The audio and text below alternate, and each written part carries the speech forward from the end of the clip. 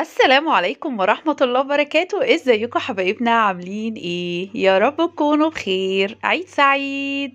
بصي بقى، العيد الصغير يعني لازما الفسيخ. طريقة الفسيخ المعتمدة اللي انا لازما وعلى طول بعملها. بصي ملحت الفسيخ بتاعي ازاي بالملح والشطة والكركم، وحطيت له كمان معلقة من الدنكار عشان نحتفظ بيه ويبقى جميل. بصي 10 ايام بس والفسيخ بتاعي بقى جميل وحلو ومربى زي ما انت شايفة كده. في كذا فيديو على القناة عندي لتمليح الفسيخ. النهاردة الفيديو انا عاملاه ازاي ننظف الفسيخة بتاعتنا. اول ما نطلعها لازم نحطها تحت المية وننزل الملح اللي موجود في الخياشيم، ولازم ننضفها تحت المية الساقعة بالشكل ده.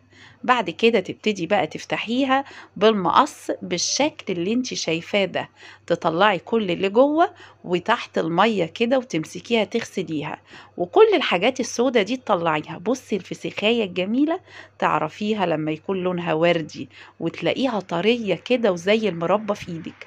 بصي الجمال والحلاوة. الفسيخ بيبقى خطير.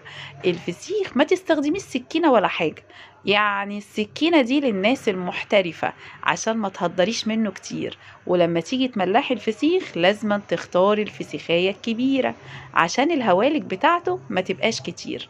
احنا هنا هنستخدم المعلقة بتاعتنا، نطلع كل الحاجات السودة دي ونمسكها نشطفها كده تحت المية، ونبتدي بقى بالمعلقة ونطلعها بالمعلقة كده. بقى ابتدي شديها كده. بصي الجمال، بصي كهرمان ازاي.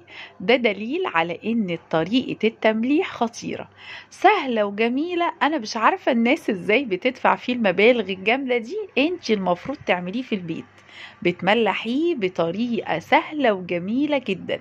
يا دوبك بتجيبيه من عند الراجل كده وتغسليه وتحطيه في المصفى كده قيمة ساعتين 3، وبعدين تجيب الملح على معلقة الدنكار على الكركم على الشطة، وتبتدي تحشي الخياشيم وما بين كل راق وراق، وتقومي حاطه الخلطة الملح بتاعتك دي وتكتمي عليه في الاكياس او في البلاستيكة، وتقومي فاتحة عليه بعد 10 ايام يبقى خطير زي ما انت عاملة كده.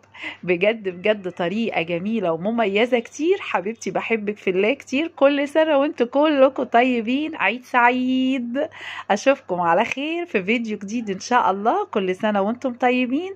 ما تنسيش لايك وشير وسبسكرايب لمطبخ ايمي البسيوني. باي باي.